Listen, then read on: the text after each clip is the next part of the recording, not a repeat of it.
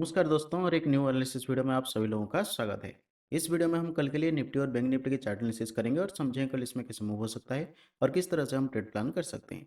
तो आइए वीडियो को शुरू करते हैं।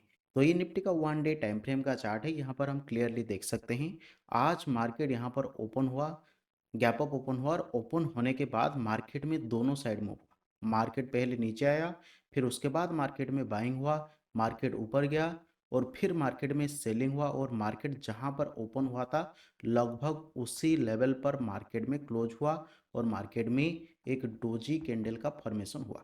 तो डोजी कैंडल क्या दर्शाता है? डोजी कैंडल इंडिसीजन दर्शाता है, यानी कि आज जो मार्केट में बाइंग हुआ या फिर सेलिंग हुआ उससे हम कोई भी डिसीजन नहीं ले सकते। उसके बाद मार्केट में जैसे मूव करता है उसी हिसाब से हम मार्केट में उसी डायरेक्शन में हम मार्केट में बढ़ सकते हैं।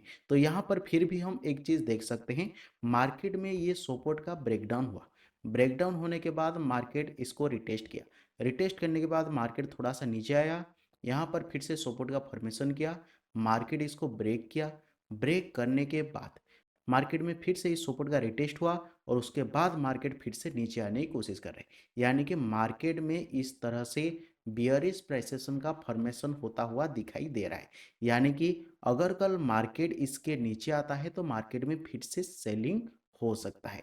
तो यहाँ पर एक चीज हम नोटिस करेंगे, ये मार्केट में जो रेजिस्टेंस है, इस रेजिस्टेंस से पहले देखिए इस लेवल से मार्केट में सेलिंग हुआ है, यानी कि मार्केट में अभी भी सेलर्स हायर्स लेवल पर सेलिंग करने की कोशिश कर रहे हैं। अगर कल मार्केट इस लेवल के ऊपर निकलता है तो ही हम बाय साइड ट्रेड के लिए प्लान कर सकते हैं, लेकिन मार्केट में हम बेयरिश प्राइस एक्शन को देखते हुए सेल साइड ट्रेड प्लान करेंगे, क्योंकि हर बार मार्केट में सपोर्ट का ब्रेकआउट होता है, सपोर्ट का ब्रेकडाउन होता है और मार्केट नीचे आने की कोशिश करता है।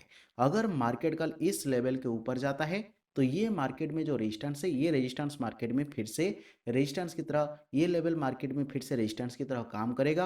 अगर इसके ऊपर भी मार्केट निकलता है तो ही मार्केट में बाइंग पॉसिबिलिटी हो सकता है, लेकिन जब तक मार्केट इस रेंज के अंदर है, इस लेवल के नीचे जब तक मार्केट ट्रेड कर रहा है, तब तक हम मार्केट में सेलिंग साइड ही ट्रेड करना प्रीफर करेंगे। मार्केट बेयरिश ही रहेगा ऐसा सोच के हम ट्रेड प्लान करेंगे। तो आइए अब समझते हैं 15 मिनट टाइम फ्रेम पर मार्केट का क्या स्ट्रक्चर है और कल किस तरह से हम ट्रेड प्लान कर सकते हैं। ये निफ्टी का 15 मिनट टाइम फ्रेम का चार्ट है। यहाँ पर हम देख सकते हैं, यहाँ मार्केट एक सपोर्ट का फॉर्मेशन करते हुए ऊपर गया, यहाँ मार्केट एक रेजिस्टेंस का फॉर्मेशन करते हुए नीचे आ गया और फाइनली इस सपोर्ट का मार्केट ब्रेकआउट किया। ब्रेकआउट करने के बाद मार्केट इसको रिटेस्ट करता है, गैप डाउन ओपनिंग होने के बाद मार्केट इसको रिटेस्ट करता है। इसी लेवल पर सेलर्स मार्केट में एक्टिव होते हैं, मार्केट नीचे आता है। यहाँ पर मार्केट इस तरह से एक डब्लू पैटर्न का फॉर्मेशन किया, यानी कि आज मार्केट जैसे यहाँ पर ओपन हुआ इसी रेजिस्टेंस एरिया के आसपास, तो यहाँ पर मार्केट में ये डब्लू पैटर्न कन्फर्म हुआ। उसके बाद मार्केट थोड़ा सा कंसोलिडेशन किया, थोड़ा सा मार्केट नीचे आने की कोशिश किया, फिर इसी लेवल पर मार्केट थोड़ा सा गैप फिल करने के बाद मार्केट में बाइंग हुआ और मार्केट ऊपर गया। यानी कि यहाँ पर जो मार्केट का सपोर्ट था, ये यहाँ पर रेजिस्टेंस बना, यहाँ पर मार्केट में फिर से रेजिस्टेंस बना और इसी लेवल को मार्केट आज ब्रेक किया। तो ब्रेकआउट करने के बाद इसी एरिया पर मार्केट फिर से एक रेजिस्टेंस का फॉर्मेशन किया है और उसके बाद इस लेवल से हम देख सकते हैं मार्केट में स्ट्रॉन्ग सेलिंग हुआ है, मार्केट में शार्प सेलिंग हुआ है और मार्केट फिर से ये जो मार्केट का रेजिस्टेंस एरिया था या फिर सपोर्ट एरिया था, इसके नीचे मार्केट फिर से आ गया है। यानी कि अभी मार्केट फिर से अगर इस रेंज के अंदर रहता है, इस रेंज के अंदर मार्केट फिर से कुछ समय तक कंसोलिडेशन कर सकता है। अगर मार्केट ओपन होने के बाद, अगर कल मार्केट ओपन होने के बाद नीचे आता है तो इस लेवल पर मार्केट में फिर से बाइंग हो सकता है। अगर यहाँ पर मार्केट सपोर्ट लेते हुए बुलिश प्राइस एक्शन का फॉर्मेशन करता है तो हम बाय साइड ट्रेड के लिए प्लान कर सकते हैं। लेकिन अगर मार्केट इस सपोर्ट का ब्रेकडाउन कर देता है, अगर सपोर्ट का ब्रेकडाउन करता है और इसके ऊपर नहीं जाता है, इसके नीचे ही मार्केट सस्टेन करने की कोशिश करता है, तो ही हम बेयरिश प्राइस एक्शन देखने के बाद सेल साइड ट्रेड प्लान कर सकते हैं।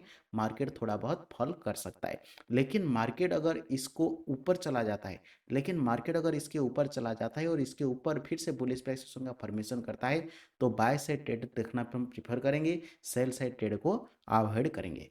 लेकिन मार्केट कल इस एरिया के आसपास कहीं पर ओपन होता है और ओपन होने के बाद ऊपर जाता है, तो ऊपर जाने के बाद ये जो लेवल है 20 23,140 ये लेवल मार्केट में रेजिस्टेंस की तरह काम कर सकता है। यहाँ पर मार्केट में फिर से रिजेक्शन देखने के लिए मिल सकता है। अगर यहाँ पर बेयरिश पोजीशन देखने के लिए मिलता है तो हम सेल साइड ट्रेड के लिए प्लान करेंगे। मार्केट फिर से फॉल कर सकता है, लेकिन मार्केट अगर इसका ब्रेकआउट करता है, इसके ऊपर अगर प्राइस सस्टेन करता है तो ये जो लेवल है 23,300 के आसपास वाला लेवल, इस लेवल को मार्केट रिटेस्ट करने के लिए वापस जा सकता है। तो यहाँ पर अगर इसके ऊपर प्राइस सस्टेन करते हुए बुलिश प्रेसेशन का फॉर्मेशन होता है तो हम बाय से ट्रेड के लिए प्लान कर सकते हैं। एक छोटा सा टारगेट के लिए हम ट्रेड प्लान कर सकते हैं। 23,300 लेवल तक हमारा टारगेट बनेगा। तो जैसे मार्केट कल मूव करता है उसी हिसाब से हम ट्रेड प्लान करेंगे। तो आइए अब समझते हैं बैंक निफ्टी मार्केट का क्या स्ट्रक्चर है और किस तरह से हम ट्रेड प्लान कर सकते हैं। ये बैंक निफ्टी का 1 डे टाइम फ्रेम का चार्ट है। यहाँ पर हम देख सकते हैं मार्केट में इस सपोर्ट का ब्रेकडाउन हुआ। ब्रेकडाउन होने के बाद यहाँ पर मार्केट सपोर्ट लेते हुए ऊपर गया। यहाँ पर मार्केट इस रेजिस्टेंस का या फिर जो सपोर्ट लेवल था, इस सपोर्ट लेवल का मार्केट यहाँ पर रिजेक्शन फेस किया। यहाँ पर मार्केट इसको रिटेस्ट किया और उसके बाद मार्केट फिर से नीचे आ गया। फिर यहाँ पर मार्केट इनसाइड कैंडल का फॉर्मेशन करते हुए यहाँ पर मार्केट एक सपोर्ट का फिर से फॉर्मेशन किया, फिर से इस सपोर्ट का रिटेस्ट किया और उसके बाद मार्केट ऊपर जाने की कोशिश कर रहा है। तो ये पर इस लेवल पर 47,800 या 900 के आसपास, 800 मान लीजिए, इस एरिया पर मार्केट में एक सपोर्ट एरिया है और उसके ऊपर मार्केट में 49,800 ये लेवल मार्केट में एक रेजिस्टेंस एरिया है। तो जब तक मार्केट इस रेंज के अंदर ट्रेड कर रहा है तब तक मार्केट साइडवेज होने की चांसेस है। अगर मार्केट इसको ब्रेक करते हुए ऊपर निकल जाता है तो मार्केट में फिर से बाइंग देखने के लिए मिल सकता है। मार्केट फिर से ऊपर जा सकता है और इस एरिया तक मार्केट आ सकता है। 51,000 या फिर 52,000 ये जो लेवल है, 51,500 मान लीजिए, इस एरिया तक मार्केट फिर से आ सकता है। तो अगर मार्केट इसके ऊपर सस्टेन करने की कोशिश करता है, बुलिश प्रेसेशन का फॉर्मेशन होता है, तो हम बाय साइड ट्रेड देखना प्रीफर करेंगे। लेकिन जब तक मार्केट इस रेंज के अंदर है, इस रेंज का किसी भी साइड ब्रेकआउट नहीं होता है, या फिर जब मार्केट यहाँ पर आता है, यहाँ पर मार्केट कंसोलिडेशन करते हुए नीचे आ सकता है, या फिर जब मार्केट नीचे आता है तो यहाँ पर मार्केट सपोर्ट लेकर फिर से ऊपर जा सकता है। यानी कि अभी जो मार्केट में सपोर्ट लेवल है, ये सपोर्ट लेवल है, ये मार्केट में रेजिस्टेंस लेवल है और उसके ऊपर ये लेवल मार्केट में, इस एरिया पर मार्केट में एक रेजिस्टेंस लेवल है। अगर मार्केट इसको ब्रेक करता है तो मार्केट थोड़ा बहुत ऊपर जा सकता है, लेकिन इसको ब्रेक नहीं करता है और यहाँ पर इस तरह से बेरिश पोजीशन का फॉर्मेशन करता है तो मार्केट फिर से नीचे आ सकता है और इस रेंज के अंदर कंसोलिडेशन कर सकता है। तो आइए अब समझते हैं 15 मिनट टाइम फ्रेम पर मार्केट का क्या स्ट्रक्चर है और कल के लिए हम कैसे ट्रेड प्लान कर सकते हैं।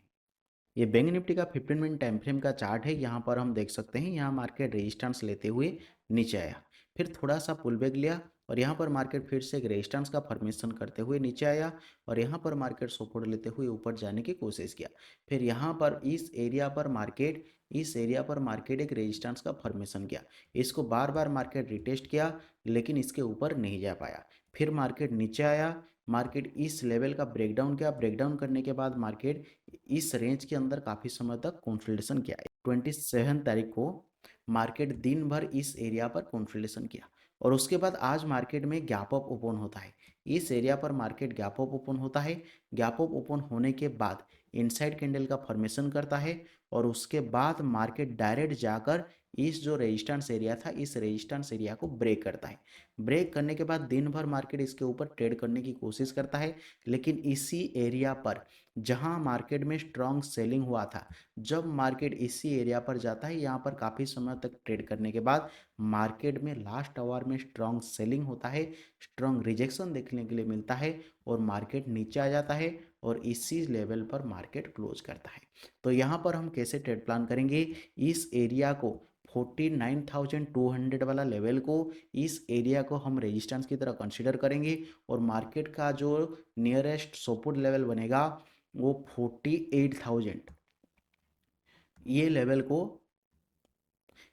को हम सपोर्ट की तरह काम कंसिडर करेंगे। मतलब इस एरिया को हम सपोर्ट एरिया की तरह कंसिडर करेंगे और इस एरिया को हम रेजिस्टेंस एरिया की तरह कंसिडर करेंगे। उसके बाद मार्केट में जो नियरेस्ट सपोर्ट बनेगा इस लेवल को, इसका 50% एरिया, ये जो 49,200 और 48,000, इसका 50% एरिया 48,600 लेवल, इस लेवल को भी हम एक सपोर्ट या रेजिस्टेंस की तरह मान सकते हैं, क्योंकि मार्केट इस एरिया पर ओपन हुआ। ओपन होने के बाद आज मार्केट इसके नीचे नहीं आ पाया और इसी एरिया से, इसी लेवल से ही मार्केट में बाइंग हुआ और मार्केट ऊपर गया। तो इसीलिए इस लेवल को भी हम एक सपोर्ट और रेजिस्टेंस की तरह मान सकते हैं और उसके हिसाब से ट्रेड प्लान कर सकते हैं। तो ये हमारे पास एक लेवल है, ये एक लेवल है और ये एक लेवल है। तो कैसे हम ट्रेड प्लान करेंगे? अगर कल मार्केट इस रेंज के अंदर कहीं पर ओपन होता है, अगर इस एरिया पर कहीं पर ओपन होता है, तो हम देखेंगे मार्केट पहले कहाँ जाता है। अगर मार्केट ऊपर जाता है, इसको ब्रेक करता है, ब्रेक करने के बाद अगर इसके ऊपर सस्टेन होता है, तो मार्केट में बाइंग हो सकता है, मार्केट ऊपर जा सकता है, इसी रेजिस्टेंस एरिया को मार्केट रिटेस्ट करने के लिए आ सकता है। तो अगर इसके ऊपर प्राइस सस्टेन होता है, तो हम बाय साइड ट्रेड के लिए प्लान कर सकते हैं। एक छोटा सा टारगेट लेकर हम ट्रेड प्लान कर सकते हैं। लेकिन मार्केट अगर इसके ऊपर सस्टेन नहीं होता है या फिर इसके ऊपर नहीं जाता है, उससे पहले मार्केट में रिजेक्शन देखने के लिए मिलता है, तो हम सेल साइड ट्रेड के लिए प्लान कर सकते हैं। मार्केट में स्ट्रांग सेलिंग हो सकता है, मार्केट तेजी से नीचे आ सकता है और इस लेवल तक मार्केट फॉल कर सकता है। लेकिन मार्केट अगर ओपन होने के बाद नीचे आता है या फिर इस एरिया पर कहीं पर ओपन होता है, तो मार्केट में फिर से बाइंग हो सकता है। जैसे इस एरिया पर मार्केट में बाइंग हुआ है, तो इस एरिया पर फिर से बाइंग हो सकता है। अगर बुलिश प्रेसिएशन का फॉर्मेशन होता है, तो बाय साइड ट्रेड के लिए प्लान कर सकते हैं, मार्केट ऊपर जा सकता है। लेकिन अगर मार्केट इसके नीचे आ जाता है, इसके नीचे प्राइस सस्टेन होने की कोशिश करता है, अगर बेयरिश प्रेसिएशन इसके नीचे का फॉर्मेशन करता है, तो हम सेल साइड ट्रेड के लिए प्लान कर सकते हैं। मार्केट फिर से फॉल कर सकता है और 48,000 लेवल मार्केट में फिर से देखने के लिए मिल सकता है। तो जैसे मार्केट मूव करता है, जैसे प्राइस एक्शन का फॉर्मेशन करता है, उसी हिसाब से हम ट्रेड प्लान करेंगे। अगर आपको ये वीडियो पसंद आया तो लाइक करें, चैनल को सब्सक्राइब करें और हमारे साथ जुड़े रहें। Thank you.